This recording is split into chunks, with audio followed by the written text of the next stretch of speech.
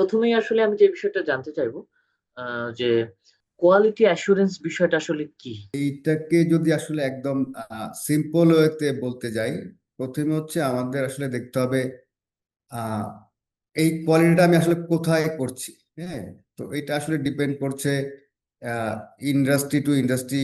হ্যাঁ, এই ইসেতে কিছুটা ভ্যারি করতে পারে কে এবং আহ, সব জায়গায় কোয়ালিটির একটা ব্যাপার আছে। আমরা যখন বলি কথা বলি আমরা বলি কোয়ালিটি সার্ভিস, কোয়ালিটি প্রোডাক্ট, হ্যাঁ, কোয়ালিটি টাইম, বিভিন্ন কোয়ালিটি।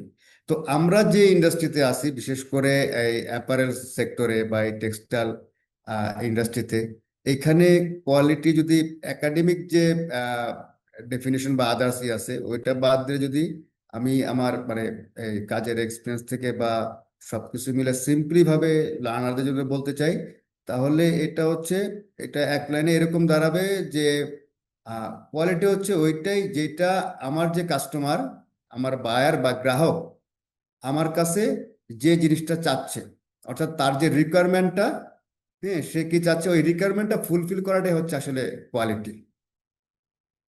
তার যে এক্সপেকটেশন এটা ফুলফিল করা হচ্ছে আসলে কোয়ালিটি। আর আদার হ্যান্ডে যদি বলি তাহলে তো অবশ্যই আমি যেহেতু কোয়ালিটি অ্যাসুরেন্সে, তো কোয়ালিটি অ্যাসুরেন্সের এটাতে অ্যাসুরেন্স দিয়ে বোঝানো যাচ্ছে যে একটা প্রোডাক্ট বা সার্ভিসের গুণগত মানটা নিশ্চিত করাই হচ্ছে আসলে একটা কোয়ালিটি অ্যাসুরেন্সের মূলত যে কাজটা আর কি। এবং এটা অবশ্যই আমার যে গ্রাহক, কাস্টমার বা বায়ার, তাদের জন্যই করা।